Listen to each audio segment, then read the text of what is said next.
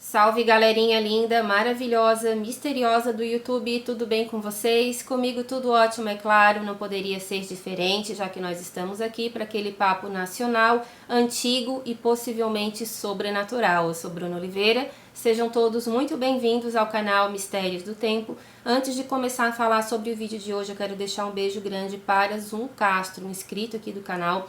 Ele me pediu para que eu passasse esse recado, tá bom, Zum?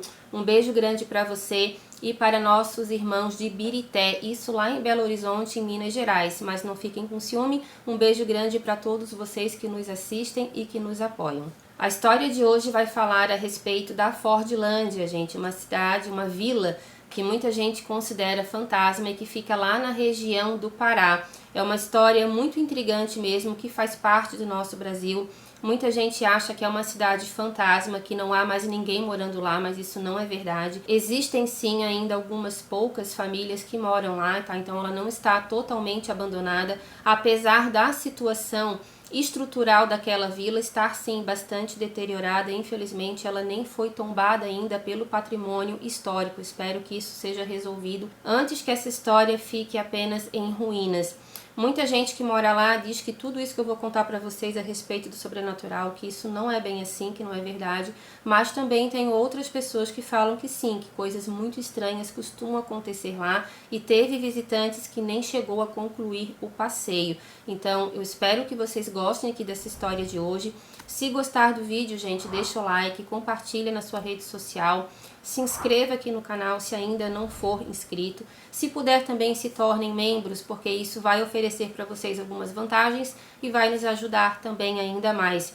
Gostam de castelos assombrados e nem tão assombrados assim? Então sigam o nosso outro canal também aqui no YouTube, chamado Castelos do Tempo. Lá a gente coloca alguns vídeos aqui do Mistérios, mas tem outros que nós não colocamos aqui. Agora chega de papo e vamos logo para essa história. Vlad, é contigo. Solta a vinheta.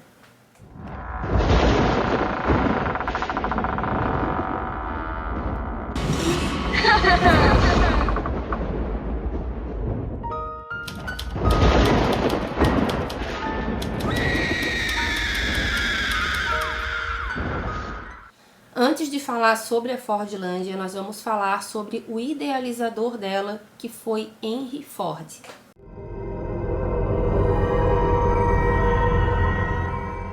Henry Ford nasceu no dia 30 de julho de 1863 em Greenfield Township, atual condado de Wayne, nos Estados Unidos. Ele foi casado com Clara Jane Bryant e com ela teve um único filho chamado Edsel Ford, que mais tarde ocuparia a cadeira de seu pai nos negócios da família. Porém, o Edsel faleceu precocemente aos 49 anos de idade em 1943, exatamente 4 anos antes da morte de seu pai, Henry Ford. Henry foi um empreendedor, inventor, escritor e engenheiro mecânico, além de fundador em 1903 da Ford Motor Company, sendo o primeiro empresário a aplicar a montagem em série de forma a produzir em massa automóveis em menos tempo, além de um menor custo. Ele era um homem bastante visionário. Para vocês terem uma ideia, a linha de montagem dele conseguia montar um automóvel inteiro em apenas 98 minutos. Ele não só revolucionou a história, dos Estados Unidos nessa questão envolvendo automóveis, mas também do mundo todo. A introdução de seu modelo Ford T revolucionou os transportes e a indústria dos Estados Unidos, e como único dono da Ford Company, ele se tornou um dos homens mais ricos e conhecidos do mundo. No início ele teve a ajuda de 11 sócios, mas em um curto período de tempo ele conseguiu comprar todas as ações e se tornou o único dono de um grande império. O Henry Ford, além de se tornar um dos homens mais ricos do mundo, ele também foi bastante conhecido por ter proporcionado para os seus funcionários uma qualidade, de vida dentro do trabalho muito melhor do que era ofertado na época. Lembrando que nós estamos falando, pessoal, da década de 1920, então naquele tempo o valor do dinheiro era muito diferente do atual. Então naquele período era muito comum as fábricas contratarem funcionários para trabalharem em uma carga horária bastante exaustiva, algumas de 9 horas, algumas até mesmo de 10, 11 horas, e eles ganhavam naquele período por dia cerca de 3 dólares e 24 centavos, e o Henry Ford mudou isso. Lá na fábrica dele também serviu de inspiração para outros empresários. Ele passou a jornada de trabalho dos seus operários para 8 horas diárias, também dando folga para eles aos sábados e aos domingos, e ele aumentou o salário dele, no caso por dia, ganhavam 5 dólares e era considerado um bom salário para a época. Depois que o Henry tomou esse tipo de atitude, outras empresas também começaram a adotar porque sentiram na produção que ela estava aumentando. O Henry Ford ele tinha um pensamento bastante visionário nesse sentido. Ele acreditava, e com toda razão, que se alguém trabalhasse bastante motivado, com certeza a produção seria muito melhor, e ele não estava errado. Henry Ford também teve participações na mecanização do campo, na fabricação de motores aeronáuticos, chegando a construir um motor Liberty durante o período da Primeira Guerra Mundial. Essa questão da Primeira Guerra Mundial foi muito marcante na vida do Henry Ford, porque nesse período que teve a Primeira Guerra, ele foi considerado um grande pacificador, ganhou esse título inclusive. Só que uma década depois, tudo aquilo que foi falado dele nesse sentido entrou em choque quando ele se declarou ser um grande antissemita. O que é um antissemita? São pessoas que têm preconceito com religiões semitas, principalmente contra os judeus. Essa situação agravou ainda mais quando ele publicou uma série de 4 livros chamados O Judeu Internacional. A primeira obra, intitulada O Judeu Internacional, o Primeiro Problema do Mundo, foi lançado exatamente em 1920, é um extenso livro publicado em 4 volumes, traduzidos em 6 idiomas, entre eles o alemão. E esse livro, gente, ele foi recorde de venda na Alemanha. E quem era um grande leitor assíduo dessa obra? Adolf Hitler. Inclusive, Hitler utilizou como uma de suas fontes para escrever Mein Kampf, onde cita textualmente partes do livro de Henry Ford, sendo Ford o único americano citado pelo ditador em sua obra. Então muita gente fala, até hoje o Henry Ford leva essa estigma junto com ele, mesmo ele já estando falecido há muito tempo. Muita gente fala que ele foi a grande inspiração para o nazismo. Então dizem que Hitler gostava muito de ler essa obra e que através desse livro ele teve muitas ideias para fazer tudo aquilo que ele fez. Eu não vou nem deixar aqui no vídeo porque infelizmente faz parte da nossa história, né? Tudo que os judeus passaram na mão desse homem. Depois que deu toda essa polêmica onde associaram Henry Ford ao Adolf Hitler, ele viu que isso não estava fazendo bem para a sua imagem, nem tinha mesmo como fazer. Apesar dele ter sido condecorado, tá, pelos ditadores alemães, ele ganhou uma medalha, tá, ele foi homenageado e, pelo que tudo indica, ele ficou muito feliz e honrado com esse tipo de condecoração. Essa medalha que ele recebeu se chamava a Grande Cruz da Águia Alemã e era a maior condecoração que poderia ser dada a um estrangeiro. E essa medalha também foi dada para ele muito por causa do sucesso que o livro dele fez lá para os nazistas. Só que com esses 4 volumes de livro, o Henry Ford sofreu muita difamação, vários processos. A população dos judeus realmente caíram em cima dele e ele começou a se ver em maus lençóis, porque muitas pessoas que também eram americanas não gostaram nada do que ele colocou naquele livro. Eu não sei para vocês o que está lá, tá, gente? Eu não sei nem se tem versão traduzida aqui para o português, mas dizem que realmente foi um bafafá na época. Tanto é que o último exemplar desse livro, chamado The Independent, que foi lançado em 1927, o Henry Ford fez de tudo para tentar tirar esse livro de linha, mas não conseguiu, e até hoje esses livros circulam aí pelo mundo. Henry Ford faleceu aos 83 anos em Dearborn no dia 7 de abril de 1947. Ele encontra-se sepultado no Ford Cemitério, no condado de Wayne, lugar onde inclusive ele nasceu. No dia 29 de setembro de 1950, sua esposa Clara Jane falece aos 84 anos de idade, menos de 3 anos após a morte do seu esposo. Foi uma mulher que ficou com uma depressão muito grande porque ela já tinha perdido o filho.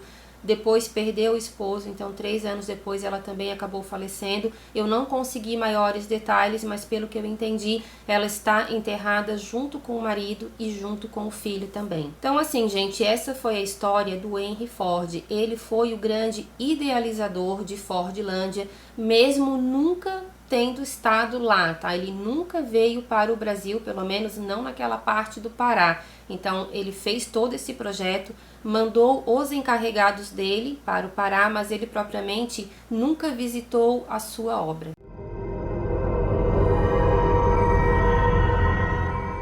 Fordlândia foi criada através de uma empresa de Henry Ford chamada Companhia Ford Industrial do Brasil. Isso por concessão do estado do Pará, por iniciativa do governo de Dionísio Bentes e aprovada pela Assembleia Legislativa em 30 de setembro de 1927.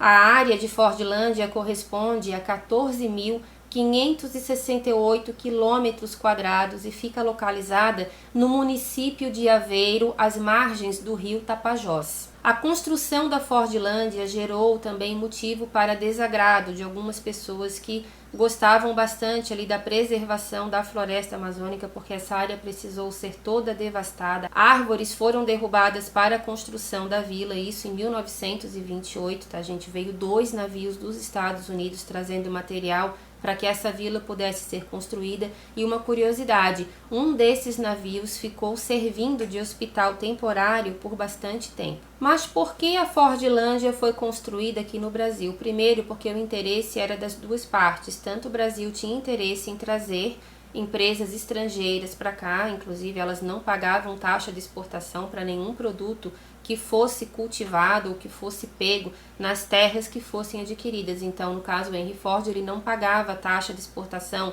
para petróleo, sementes, madeira, qualquer outro item que ele quisesse pegar aqui do Brasil, isso nas terras que correspondiam à Fordlândia. Por que que ele teve interesse em construir essa vila lá no Pará? Porque naquela época, gente, a borracha ela vinha exclusivamente da seringueira, né, por causa do látex. Então, como ele trabalhava com fabricação de carros, ele gastava muito na compra de pneus e também de outros utensílios que tinham a borracha como componente. Naquele tempo, a Inglaterra era um grande monopólio desse tipo de serviço e a Ásia também, mas o Henry Ford ele queria produzir a borracha não só para os seus automóveis, mas também para que ele pudesse expandir para o mundo todo, só que infelizmente esse projeto dele não deu certo. Vários motivos impediram que a Fordlândia desse certo e o primeiro erro que foi bastante importante nessa não concretização desse sonho do Henry Ford foi o fato dele ter contratado engenheiros agrônomos que não tinham experiências em terras tropicais.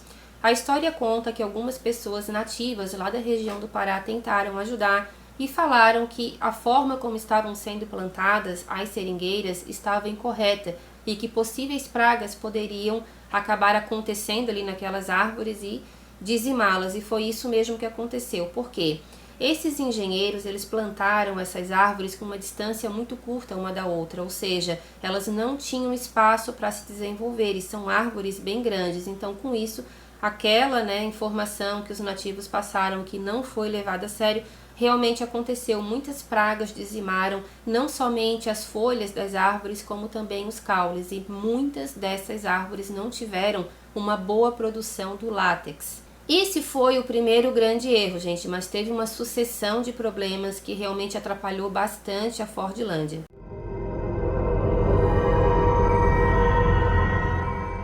Os trabalhadores brasileiros que atuavam nessas plantações recebiam uma alimentação típica norte-americana, eram instalados em habitações também ao estilo estrangeiro e eram obrigados a usar crachás, uniformes e não poderiam trabalhar da forma que sempre trabalharam, ou seja, de uma forma um pouco mais livre. Esse choque de cultura, gente, foi um outro grande problema que a Fordlândia enfrentou. Nessa época, não existiam somente pessoas brasileiras trabalhando ali, vieram também alguns americanos, e aí que começou a grande panelinha, tá? Talvez seja por isso que esse conflito que eu vou contar para vocês agora ficou conhecido como quebra-panelas. Por quê? Como os encarregados da Fordlândia, supervisores, gerentes, eles eram todos americanos, a história conta, tá, que eles puxavam bastante o saco também daqueles trabalhadores americanos que vieram junto com eles e que o tratamento era muito diferenciado. Ou seja, americano era tratado de um jeito, brasileiro era tratado de outro. Isso parece que inclusive se refletia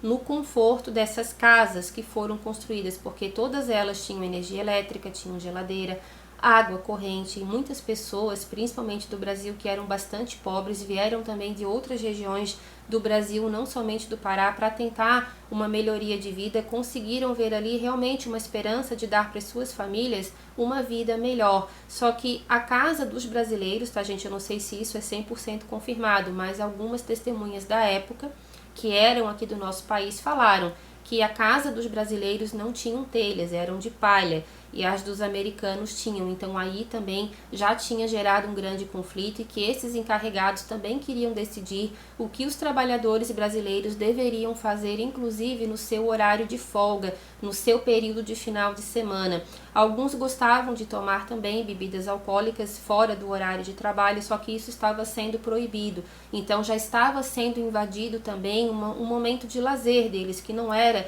mais um momento profissional, ou seja, a vida deles já estava sendo coordenada também, inclusive fora do trabalho, e por pessoas com culturas muito diferentes. E aí sim, gente, um grande conflito entrou em cena. Esses encarregados parece que apanharam bastante, fugiram para a mata densa, tá, da região da floresta amazônica, ficaram por lá, eu acho que até se perderam, e só saíram de lá quando o exército brasileiro entrou em ação para poder pacificar a situação.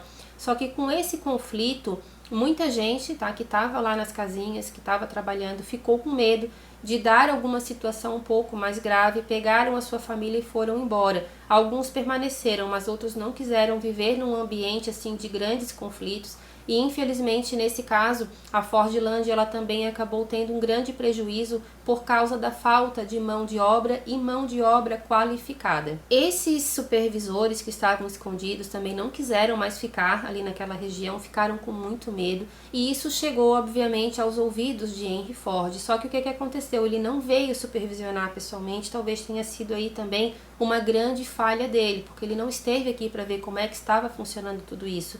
Ele mandou um homem de sua confiança chamado W.C. Colin para investigar se realmente as reclamações dos trabalhadores brasileiros faziam sentido, e esse homem identificou que sim, que realmente as estruturas da casa tinham bastante diferença daquelas aonde os funcionários americanos moravam, e que muitas regras ali estavam extrapolando, tá? Que realmente as pessoas já estavam querendo decidir a vida pessoal dessas famílias que estavam ali trabalhando, que isso não poderia acontecer. Então esse homem ficou durante um tempo no Pará, reorganizou tudo, mandou reformar aquelas casas, e a situação aparentemente ficou bem mais pacificada. Só que nesse período a mão de obra também já estava caindo muito na qualidade, porque os melhores trabalhadores já tinham saído. Eles receberam o primeiro pagamento, o segundo pagamento deles, e resolveram pegar todo aquele salário que eles ganharam e investir em sementes para poder plantar a sua própria lavoura. Então eles acabaram indo embora daquela região. Outras situações também ajudaram muito essas pessoas a abandonarem o serviço, porque outros supervisores americanos voltaram, tá? Depois que, no caso, esse homem chamado W.C. Colin voltou para os Estados Unidos, então ele mandou uma outra equipe, só que essa equipe também não se adaptou ao Brasil, começou também a pegar no pé dos funcionários brasileiros, e o outro lado também, parece que alguns funcionários que estavam lá também não estavam muito dispostos a colaborar, e um novo conflito acabou sendo gerado. Nesse meio tempo, gente, muitas pessoas também já haviam morrido por questões de doenças, tá? Principalmente causadas por inseto. Naquela época a vacina praticamente não existia para esse tipo de coisa, desse tipo de doença, então muita gente acabou morrendo, crianças também, tá? E assim, não foram só americanos que morreram, brasileiros também. Há um cemitério lá na Fordlândia, tá? Num estilo totalmente americano, com aquelas cruzes, né, bem parecidas com o que tem lá nos Estados Unidos, e essas pessoas foram enterradas lá. Só que tem um detalhe: não tem nenhum americano enterrado lá na Fordlândia, somente trabalhadores brasileiros, porque quando morria algum americano, eles eram mandados de volta para os Estados Unidos para que fossem sepultados lá. E é nesse cemitério que muita coisa sobrenatural costuma acontecer. Não saia daí, fica comigo até o final do vídeo, porque essa história é bem interessante mesmo.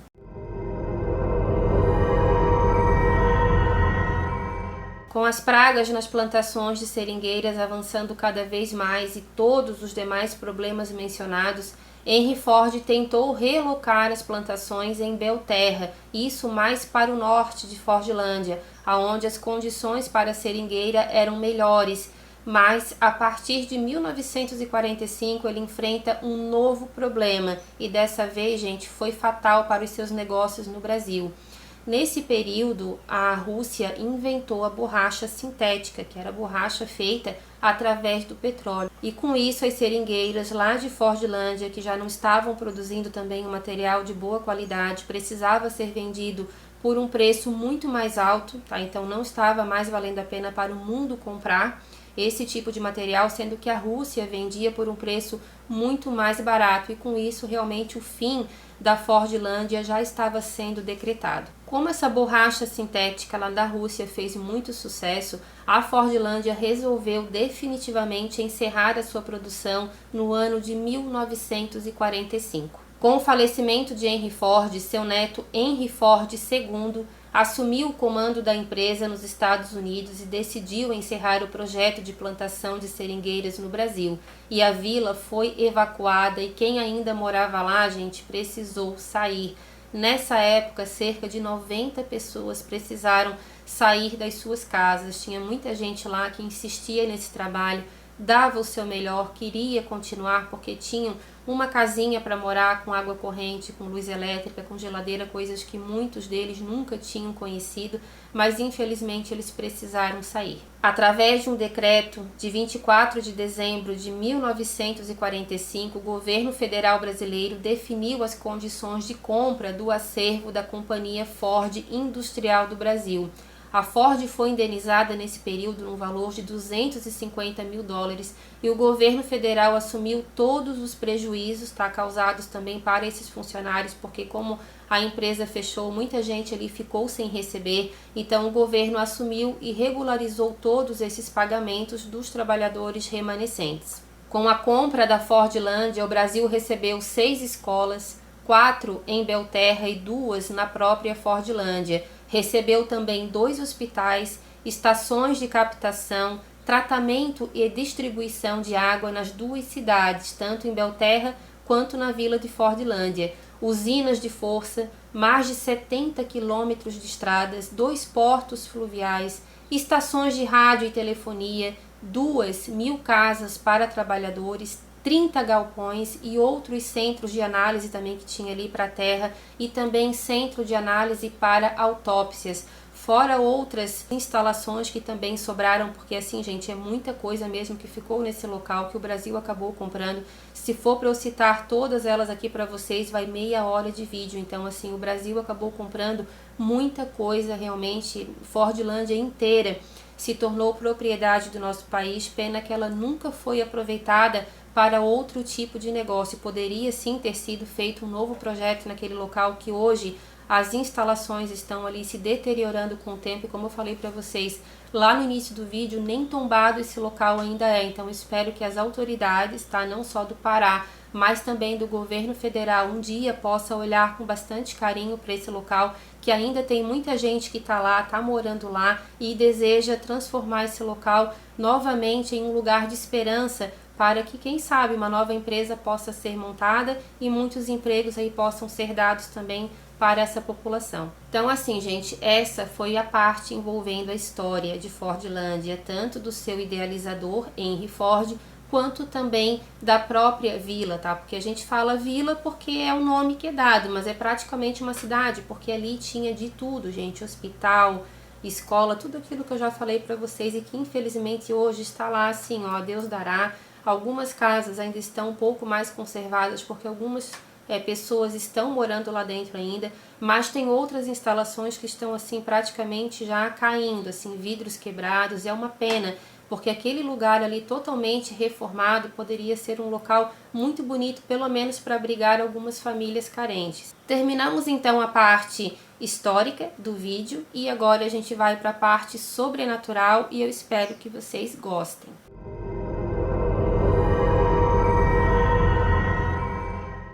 Segundo antigos moradores e até mesmo pessoas sensitivas falam que Fordlândia pode ser também habitada pelos espíritos daqueles que perderam a esperança de uma vida melhor e que ainda continuam em sua antiga vida em um passado que para eles ainda não passou. Tem gente que fala que isso não é verdade, que isso é mentira, e tem quem fala que isso é verdade sim, que já viu muita coisa por lá. Então assim, gente, quando envolve o sobrenatural, não dá pra gente afirmar 100% de certeza que tudo isso é verdade, mas eu vou deixar aqui para vocês os relatos que eu encontrei na internet. Nós aqui do canal, quem nos acompanha desde o início sabe, nós acreditamos sim no sobrenatural, mas sabemos que nem tudo é. Muita coisa é sugestionada também pelo medo. Infelizmente, tem pesquisadores paranormais que não fazem um trabalho de qualidade porque inventam muita coisa para conseguir like no seu vídeo, e isso acaba desmerecendo bastante o trabalho daquelas pessoas que pesquisam a sério o mundo espiritual. Uma das coisas que mais são comentadas nessa vila de Fordlândia é a questão do sentimento de presença. Muitos turistas que vão lá, eles dizem que assim que eles colocam o pé dentro da vila, eles estão a todo momento olhando para trás porque eles acham que estão sendo seguidos. Ah, Bruna, isso pode ser o medo? Pode ser o medo, mas tem pessoas que vão lá para visitar e que já são acostumadas a trabalhar com o sobrenatural. Então, eles não têm propriamente um medo, eles têm um respeito e uma curiosidade também. Então, eu não acredito que para esse tipo de investigador sério, tá? Não aquele que quer fazer sensacionalismo, mas para esse que é sério, que fala que não é impressão, eu realmente acredito, tá? Por experiência própria, eu sei que essa questão de sentir presença às vezes é muito forte. Tem gente que fala que a sensação da presença tá tão perto deles que eles sentem assim o rosto ficar, parece que maior, um rosto como se ele ficasse quente, como se uma respiração muito próxima estivesse perto deles, mas eles não conseguem ver, e com isso, obviamente, o batimento cardíaco deles começa a aumentar e eles não sabem para onde correr, porque para onde eles olham, aquela presença está muito próxima do rosto. Então, esse é um dos pontos também muito comentados por quem visita Fordlândia.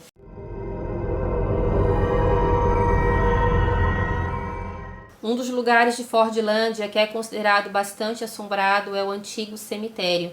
Esse local fica no alto de uma colina e cruzes perfiladas, característica, lá dos cemitérios americanos, estão espalhadas por lá. Algumas ainda estão em pé, algumas estão caídas, tá? Porque já faz muito tempo, é um cemitério que eu não sei se tem alguém que cuida. Pela foto. Eu acho que tem alguém sim que vai lá de repente dar uma geral, porque algumas fotografias mostram que algumas cruzes foram empilhadas ao redor de um tronco de uma árvore, porque na verdade elas já caíram, ninguém sabe exatamente aonde está enterrado aquelas pessoas, porque já não está, muitas delas já não marcam mais a antiga sepultura. Nesse local, quem visitou diz que já escutou barulho de pessoas, que já escutou sons de pessoas conversando, crianças, porque na verdade naquele cemitério ali, gente, também tem bastante crianças que morreram naquela época, infelizmente eram famílias que moravam ali e as crianças eram muito frágeis nesse período, então acabavam morrendo de uma forma muito fácil por causa de doenças e também por picadas de cobra. Então dizem, quem visita lá fala que escuta muito também barulho de criança correndo, criança brincando, mas que quando eles vão olhar não tem ninguém. E uma outra sensação também que é sentida ali dentro do cemitério é como se alguém estivesse correndo ao redor dessas pessoas. Então a impressão que dá é que tem sempre alguém ali perto, que tem alguém correndo, que eles escutam o barulho de passos no chão e na verdade não tem ninguém, pelo menos ninguém visível. Também é relatado que perto do cemitério há algumas árvores e atrás dessas árvores as pessoas falam que veem vultos correndo de um lado para o outro, vultos muito escuros, que quando a pessoa vai olhar realmente para ver se tem alguém espiando, porque assim, a vila ainda é habitada por algumas pessoas, então também há aquele receio que tem alguém vivo observando esses turistas, mas na verdade os mais corajosos vão perto dessas árvores e nada é visto, só que uma temperatura bastante diferenciada também é relatada nesses locais onde essas sombras costumam ser vistas, ou seja, Pará é uma região muito quente, mas quem visita o cemitério e diz que vê esse tipo de coisa, quando chega perto do local onde essa sombra passou, falam que a temperatura é extremamente baixa. Uma outra sensação também de quem visita o cemitério, e não só o cemitério, mas toda a vila em si, é um sentimento de tristeza. Muita gente fala que sente uma vontade de chorar do nada e que isso é associado àquele sentimento também, não só da perda, né, dos seus familiares, mas daquele sonho que eles tinham de ter uma vida melhor e que infelizmente eles não conseguiram realizar, pelo menos não lá em Fordlândia.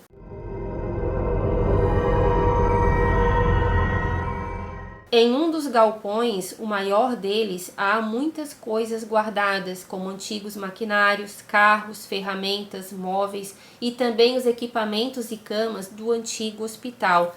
E nesse lugar, gente, muitas pessoas falam, pessoas da região, tá? Comentam que algum tempo atrás, eu não sei quanto tempo isso teria acontecido, alguns ladrões teriam ido nesse galpão para tentar roubar peças de carros que ainda estavam lá dentro e também de outros maquinários que ainda estão lá. Hoje já está tudo muito enferrujado, mas ainda são peças de metal, peças de ferro bem pesadas. Então conta-se uma história que eu não sei se é 100% verdadeira, mas reforço, vou deixar aqui para vocês tudo que eu encontrei de mais concreto. Então há essa história aonde dizem que algum tempo atrás alguns ladrões foram nesse galpão para roubar essas peças. Só que quando chegou lá, gente, eram mais ou menos 3, 4 pessoas. Eles foram expulsos por uma força invisível. Alguns relataram que sofreram agressões e empurrões. Teve gente, ele falou, que levou tapas muito forte no rosto e que simplesmente saíram de lá realmente correndo sem nenhuma peça e que nunca mais voltaram. Então, essa é uma das histórias mais curiosas que eu encontrei a respeito de Fordlândia.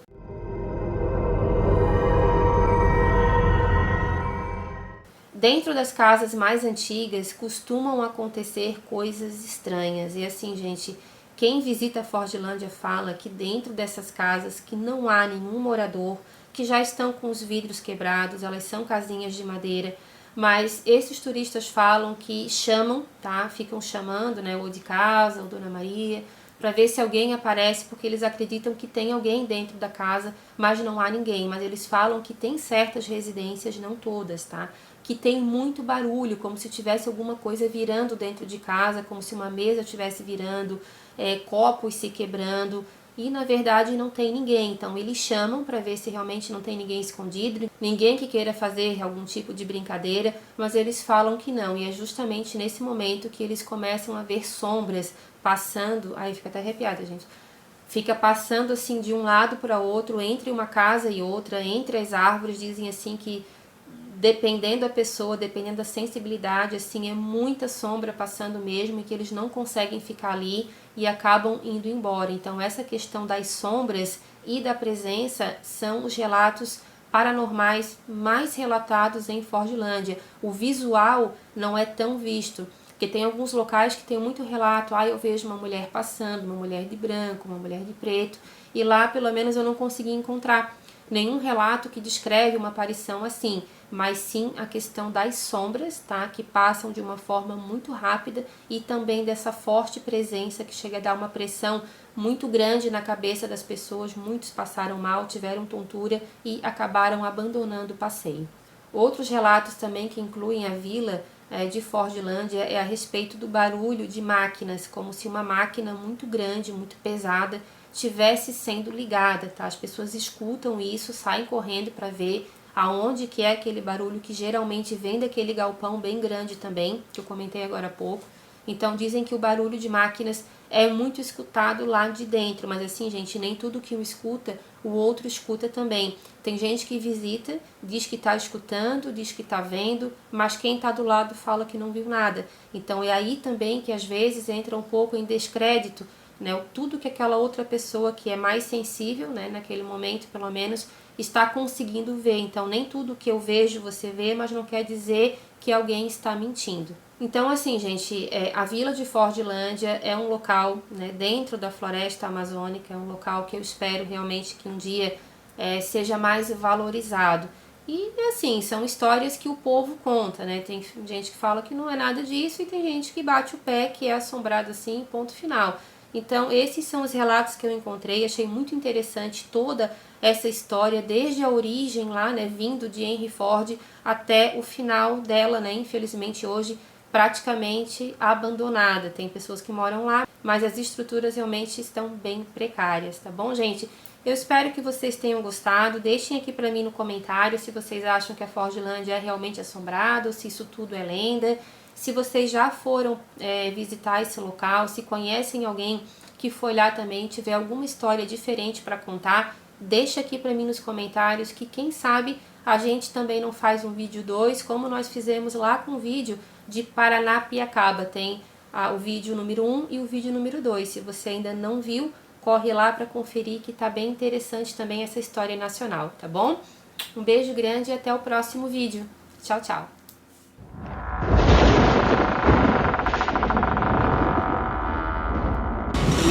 Ha ha ha!